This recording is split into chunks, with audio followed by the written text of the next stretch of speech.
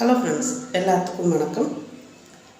சூப்பரான ரோட் சைடில் அந்த பூரி சப்பாத்திக்கு கொடுக்கக்கூடிய காளான் கிரேவி தான் எப்படி செய்யலான்னு பார்க்கலாம். தேங்காய் அரைக்க தேவையில்லை, சூப்பராக சிம்பிளாக மசாலாவில் ரெடி பண்ணலாம். ரொம்ப டேஸ்ட்டாக இருக்கும். ரோட் சைடில் பெட்டி கடையில் செய்யக்கூடிய அந்த வண்டி கடை சொல்லுவாங்க இல்லையா, அதில் செய்யக்கூடிய காளான் தான் செய்ய போகிறோம். காளான் உருளைக்கிழங்கு போட்டு சூப்பரான கிரேவி பண்ணலாங்க. வீடியோவை ஸ்கிப் பண்ணாமல் பாருங்கள். தொடர்ந்து நம்ம சேனலுக்கு சப்போர்ட் பண்ணுங்கள், சப்ஸ்கிரைப் பண்ணுங்கள். சப்ஸ்கிரைப் பண்ணும்போது ஆகிற பெல் பட்டனோட சப்ஸ்கிரைப் பண்ணிக்கோங்க. அப்போ தானே போடக்கூடிய வீடியோஸ் உடனுக்குடனே நோட்டிஃபிகேஷனில் கிடைக்கும். வாங்க ரோட் சைட் காளான் குழம்பு எப்படி செய்யலான்னு பார்க்கலாம். ஒரு பாக்கெட் காளான் வாங்கி நல்லா உப்பு போட்டு கழுவிட்டு மஞ்சத்தூள் தடவி இந்த மாதிரி எடுத்து வச்சுருக்குறாங்க. கூடவே சின்ன வெங்காயம் ஒரு 50 கிராம் அளவுக்கு சின்ன வெங்காயம் நறுக்கி வச்சுருக்கேன். உருளைக்கிழங்கு 100 கிராம் அளவு தோல் சீவிட்டு கட் பண்ணி வச்சுருக்கேன். 50 கிராம் தக்காளி, ஒரு 4 பச்சை மிளகாய், 50 கிராம் புளிப்பு இல்லாத தயிர் இந்த மாதிரி பவுலில் எடுத்துக்கோங்க. இந்த பவுலில் இப்போ மசாலாவில் சேர்த்து நம்ம கலந்து வச்சுக்கலாங்க. மஞ்சத்தூள் 1 ஸ்பூன் சேர்த்துக்கோங்க. கூடவே மிளகாத்தூள் காரத்துக்கு ஏற்ற மாதிரி நீங்கள் சேர்த்துக்கலாம். நான் 2 ஸ்பூன் அளவுக்கு மிளகாத்தூள் சேர்த்துக்க போகிறேன். இது கூடவே தனி மல்லித்தூள் 3 ஸ்பூன் அளவு சேர்த்துக்கோங்க. இந்த ரோட் சைடில் கொடுக்கக்கூடிய இந்த பூரிக்கு சப்பாத்திக்கு உள்ள இந்த காளான் குழம்பு ரொம்பவே சூப்பராக இருக்கும்.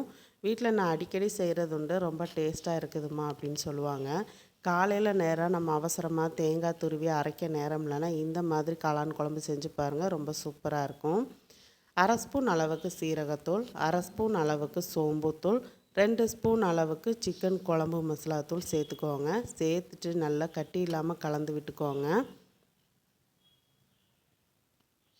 நீங்கள் இன்னும் நம்ம சேனலை சப்ஸ்கிரைப் பண்ணலன்னா சப்ஸ்கிரைப் பண்ணிக்கோங்க. சப்ஸ்கிரைப் பண்ணும்போது ஆளுங்கிற பெல் பட்டனோட சப்ஸ்கிரைப் பண்ணிக்கோங்க. அப்போ தான் நான் போடக்கூடிய வீடியோஸ் எல்லாம் உடனுக்குடனே நோட்டிஃபிகேஷனில் கிடைக்கும். தொடர்ந்து சப்போர்ட் பண்ணுங்கள் ஃப்ரெண்ட்ஸ். நிறைய பேர் சப்ஸ்கிரைப் பண்ணாமையே நம்ம வீடியோஸ் எல்லாம் பார்த்துட்டு இருக்கீங்க. அவங்க ப்ளீஸ் கொஞ்சம் சப்ஸ்கிரைப் பண்ணி சப்போர்ட் பண்ணுங்கள். இப்போ மசாலாவை இந்த மாதிரி நம்ம கலந்து விடும்போது கொஞ்சம் தண்ணி சேர்த்துக்கலாம். தயிர் நம்ம 50 கிராமுக்கு மேலே நம்ம சேர்த்தோம் அப்படின்னா ரொம்பவே டேஸ்ட்டு மாறிடும். அதே சமயத்தில் தயிர் நல்லா புளிப்பு இல்லாத தயிராக இருக்கணும். இப்போ ஸ்பூன் விட்டு இந்த மாதிரி கட்டி இல்லாமல் நம்ம கலந்து வச்சாச்சு. இப்போ நம்ம குழம்பு செய்ய ஆரம்பிச்சிடலாம். நல்ல ஒரு திக்கான இந்த கிரேவியாக இருக்குங்க, ரொம்ப சூப்பராக இருக்கும். லாஸ்ட்டு வரைக்கும் ஸ்கிப் பண்ணாமல் பாருங்கள். இப்போ குக்கர் அடுப்பில் வச்சாச்சு. ஒரு 5 ஸ்பூன் அளவுக்கு ஆயில் சேர்த்துக்கோங்க. ஆயில் கொஞ்சம் இதுக்கு அதிகமாக தான் தேவைப்படும், ஆனால் டேஸ்ட் செம்மையாக இருக்குங்க. 5 ஸ்பூன் அளவுக்கு ஆயில் சேர்த்தாச்சு. ஆயில் நல்லா சூடாகட்டும். ஆயில் நல்லா சூடானதும் நறுக்கி வச்ச வெங்காயத்தை சேர்த்து கொஞ்சமாக உப்பு சேர்த்து வதக்கி விட்டுக்கோங்க. வெங்காயம் நல்லா கொஞ்சம் இந்த மாதிரி வதங்கி வரும்போது அதுக்கப்புறம் நம்ம தக்காளி, பச்சை மிளகாய் சேர்த்துக்கலாம்.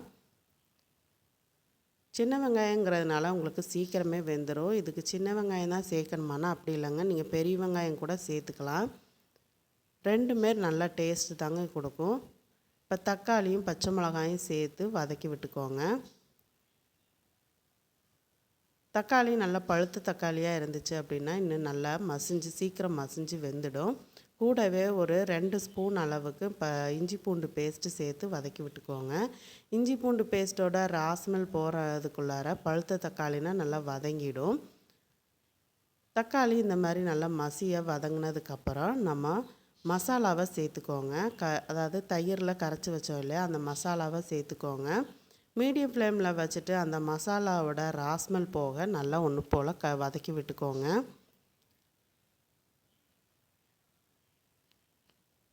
அந்த எண்ணெயிலேயே நமக்கு அந்த தயிரோட கலந்த மசாலா வதங்கும்போது அந்த தயிரோட ராஸ்மெல் இருக்காது.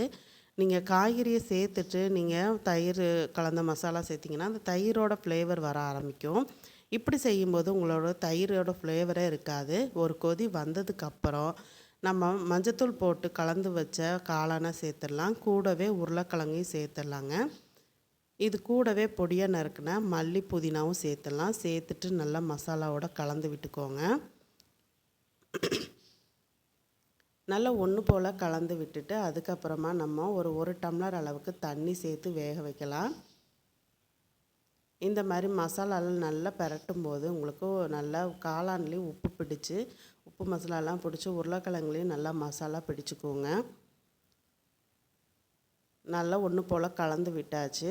இப்போ அந்த பவுலில் கொஞ்சமாக தண்ணி விட்டு அலசி அதையும் சேர்த்துடலாம். கூடவே 1 டம்ளர் அளவுக்கு தண்ணி சேர்த்துக்கோங்க. இப்போ கலந்துட்டு உப்பு போதுமான்னு செக் பண்ணி பார்த்துட்டு குக்கரை மூடி போட்டு ஒரு 3 விசில் விட்டுட்டோம் அப்படின்னா உருளைக்கிழங்கும் காளானும் நல்லா வெந்து வந்துருங்க. லாஸ்ட்டில் இதோட நம்ம இன்னொரு பொருள் நம்ம சேர்க்க போகிறோம். என்னங்கிறத வீடியோ எண்டில் காமிக்கிறேன் பாருங்கள். இப்போ குக்கர் மூடி போட்டு ஒரு 3 விசில் விட்டுடலாம். தொடர்ந்து நம்ம சேனலுக்கு சப்போர்ட் பண்ணுங்கள். இந்த வீடியோ பிடிச்சிருந்ததுன்னா லைக் பண்ணுங்கள், நண்பர்களுக்கு ஷேர் பண்ணுங்கள். உங்களோட கருத்துக்களை கமெண்ட் பாக்ஸில் சொல்ல மறக்காதீங்க. பாருங்கள், சூப்பராக குழம்பு ரெடி ஆகிடுச்சு. இப்போ நல்லா கலந்து விட்டிங்கன்னா கொஞ்சம் லிக்விடாக இருக்கும்.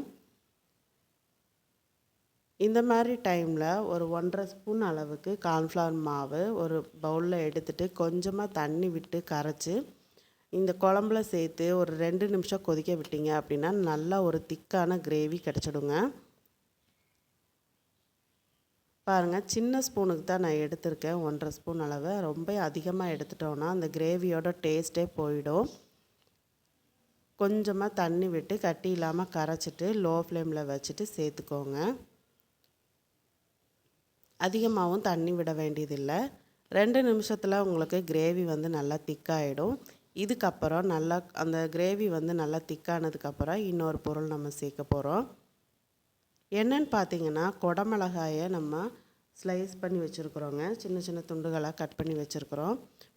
இப்போ இந்த கிரேவிக்கு மல்லி இலையை மேலாப்பில் தூவி விட்டுருங்க. தூவி விட்டுட்டு நம்ம நறுக்கி வச்ச குடமிளகாயை சேர்த்துடலாம். குடமிளகாய் வந்து முதல்ல சேர்த்துடக்கூடாது. லாஸ்ட்டில் இறக்க போகும்போது அந்த குடமிளகாய் சேர்க்குறதுனால என்ன ஆகும் அப்படின்னா, அந்த குடமிளகாய் அந்த சூட்டுக்கு பாதி அளவு தான் வெந்திருக்கும். அதுக்கப்புறம் நமக்கு எடுத்து ஒவ்வொரு தடவையும் நம்ம அந்த கிரேவி ஊற்றி சாப்பிடும்போது அந்த குடமிளகாயை கடிப்படும்போது ரொம்ப சூப்பராக இருக்கும். சூப்பரான குடமிளகா உருளைக்கிழங்கு காளான் சேர்த்து சூப்பராக கிரேவி ரெடி ஆகிடுச்சுங்க. இதில் நீங்கள் காலிஃப்ளவர் கூட வேணால் சேர்க்கலாம், ரொம்ப நல்லாயிருக்கும்.